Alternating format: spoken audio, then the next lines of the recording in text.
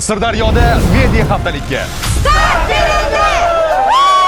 Media haftalik sohada tajriba almashish, yangi bilim va kasbiy mahoratni oshirishga qaratilgan loyiha. Bu yerda bilimlar almashiniladi, tajribalar almashiniladi. jurnalist har kuni izlanishi kerak. Ijtimoiy tarmoqlarda sarmoz personaji bor. Sohaga oid ma'lumotlarni barchasini sun'iy personaj orqali yoritib berishga ham harakat qilyapman. PR strategiya tashkilotni bugungi holatidan kelajakdagi maqsadli nuqtasiga olib boruvchi yo'l xaritasi ham desak bo'ladi. Men o'zim blogimni yuritaman, mobilografiyaga rosa qiziqaman. Barcha mediani montajdan tortib aytaylik SMMgacha, mobilografiyadan matbuot kotiblargacha, jurnalistlar, blogerlar hamma qamrab olingan. Bu media haftalik men uchun mana axborot bilan ishlashda yangicha bir yondashuvni o'rgatdi. Ko'proq amalda ishlagan bo'lsak, hozir nazariy ma'lumot ham olib boryapmiz. Jurnalistning birinchi vazifasi bu axborotni xolis, to'g'ri va ishonchli yetkazib berish. Ushbu media haftalik media sohasi vakillari uchun juda katta tajriba maktabi bo'ldi. Asosiy bilimlarim intellektdan qanday foydalanish. Media sohasi vakillarining yangi bilim, yangi tajriba, yangi g'oyalarni